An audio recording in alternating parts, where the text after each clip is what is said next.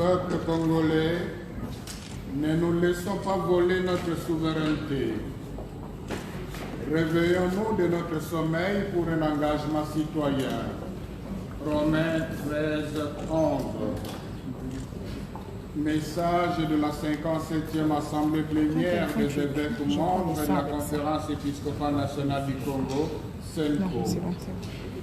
Nous, cardinal, archevêques et évêques, membres de la Conférence épiscopale nationale du Congo, CENCO, réunis en assemblée plénière à Kinshasa du 12 au 15 octobre 2020, mus par notre sollicitude pastorale, nous sommes penchés, entre autres, sur la situation alarmante que traverse la RD Congo, notre terre de prédilection.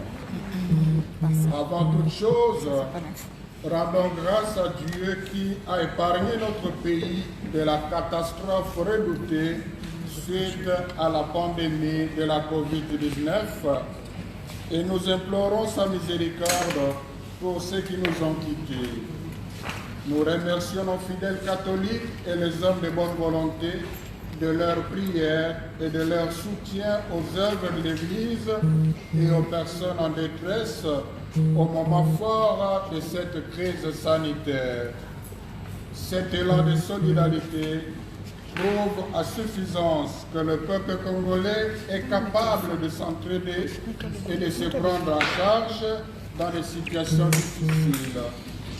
Toutefois, ne baissons pas la garde et continuons à respecter scrupuleusement les gestes barrières contre la pandémie. Un blocage. Nous attirons l'attention de notre peuple sur le blocage du fonctionnement des institutions étatiques. Malgré nos différents appels aux alliés de la coalition au pouvoir de cesser leurs querelles intestines et de se consacrer à travailler plutôt pour l'intérêt de la population, nous sommes profondément peinés de constater que les acteurs politiques accusent une indifférence révoltante pendant que le pays est au bord de la faillite. Il se trouve dans l'impasse à cause de la crise politique croissante et de ses conséquences. La paralysie de la coalition affecte et infecte tous les secteurs de la vie nationale. Au moment où les Congolais et les Congolaises croupissent dans une misère indestructible aggravée par la COVID-19, les alliés au pouvoir consacrent leurs énergies au calcul des positionnements par rapport aux élections de 2023 en vue de conserver ou de reconquérir le pouvoir. L'obsession du pouvoir pour le pouvoir porte à confisquer la souveraineté du peuple congolais. Autrement, comment expliquer tant de manigances pour le contrôle de la CENI et l'absence du consensus autour des réformes électorales qui présagent un glissement de plus? À cela s'ajoutent les fléaux du tribalisme et les conflits communautaires, souvent fomentés et exacerbés par les mêmes acteurs politiques qui sacrifient les compétences et la méritocratie dans la gestion de la chose publique au profit des intérêts partisans. Pire encore, le pays se trouve dans une situation où la plus haute instance du pouvoir judiciaire, à savoir la Cour constitutionnelle, est mise dans l'impossibilité d'exercer sa mission. Faute de quorum, tout le système est bloqué. Deux conséquences au plan socio-économique. En vue de relancer la croissance économique, un certain nombre de mesures ont été prises, notamment la mise en application du code minier, les mécanismes de lutte contre la corruption et l'investissement pour l'autosuffisance alimentaire. Cependant, l'économie du pays connaît une forte régression avec une diminution drastique du pouvoir d'achat de la population et partant un accroissement de la pauvreté et du chômage.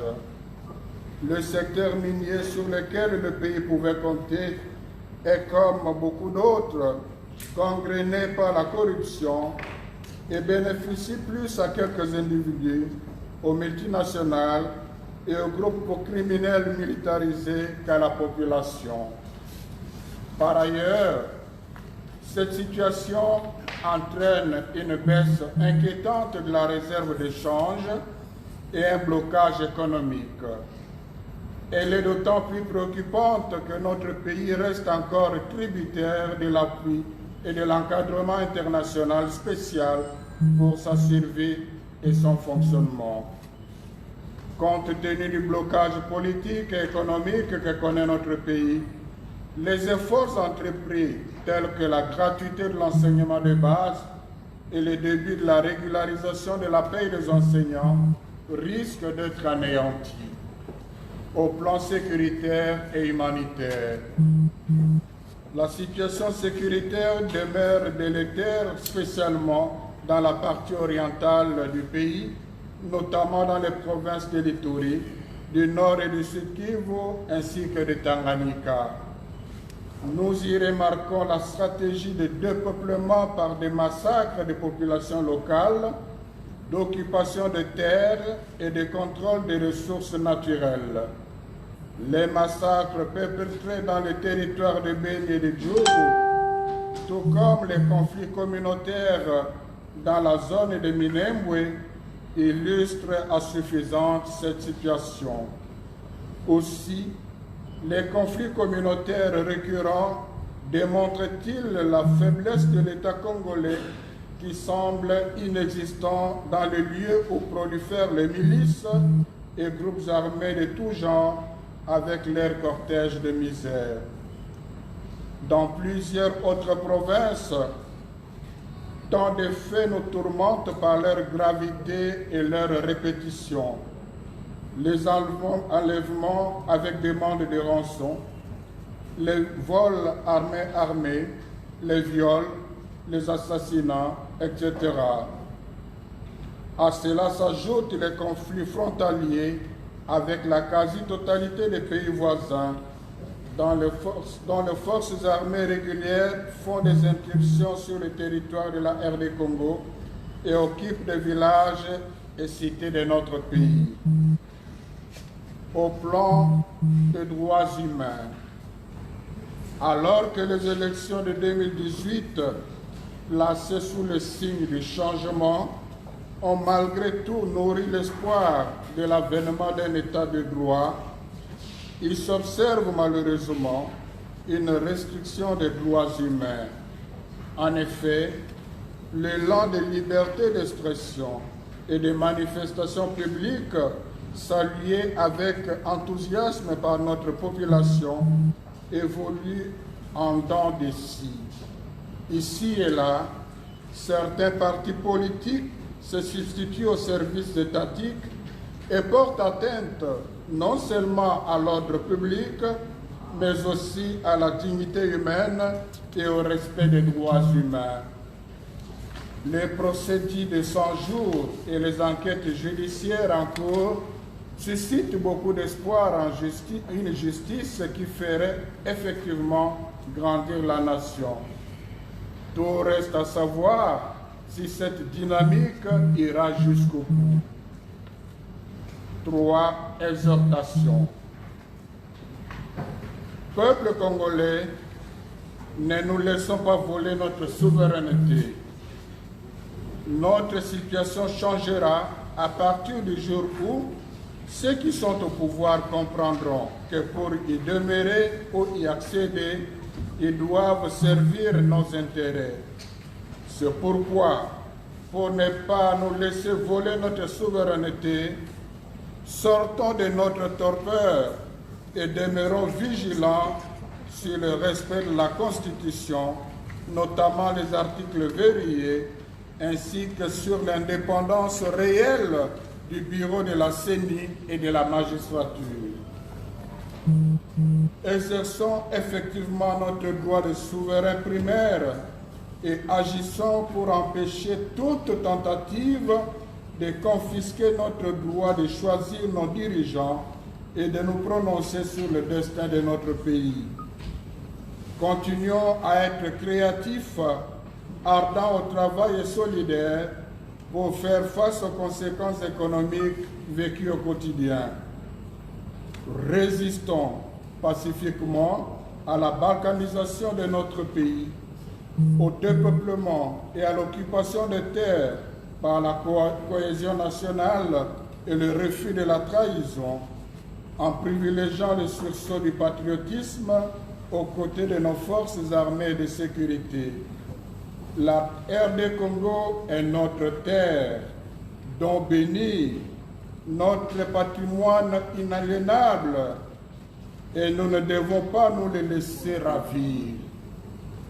Exigeons de notre gouvernement de faire une demande formelle d'institution d'un tribunal pénal spécial pour la RD Congo afin d'engager des poursuites contre les présumés responsables internes et externes des milliers de morts et de victimes de violations massives des droits humains évoqués dans le rapport Mapping de 2010. Nous demandons à notre État de manifester davantage son autorité et d'exercer son pouvoir régalien, de combattre particulièrement la corruption, l'impunité, de mettre hors d'état de nuire les complices de l'insécurité et d'affirmer sa souveraineté vis-à-vis des États tierces. Fort de notre collégialité affective et effective, nous dénonçons et condamnons vigoureusement les menaces de mort proférées contre nos frères dans l'épiscopat, Monseigneur Dieudonné Uringi, évêque de Bunia, et Sébastien Mouyengo, évêque d'Uvira. Conscients de leur mission prophétique, ils n'ont fait qu'exercer leur ministère de pasteur soucieux du bien-être et de la cohabitation pacifique des peuples confiés à leur sollicitude pastorale. Nous exhortons les acteurs politiques à se mettre sincèrement au service du bien commun. En tant que serviteur du peuple, qui se préoccupe de son bien-être et qu'il soit prêt à lui rendre compte. Comme l'indique le pape François, il devrait se poser la question, non de savoir combien de personnes m'ont approuvé, combien de personnes ont voté pour moi, combien de personnes ont eu une image positive de moi, mais plutôt quel amour ai-je mis dans le travail, en quoi ai-je fait progresser le peuple, quelle marque ai-je laissé dans la société, quel lien réel ai-je, quelle force positive ai-je libérée, quelle force sociale ai-je sémé, qu'ai-je réalisé au poste qui m'a été confié.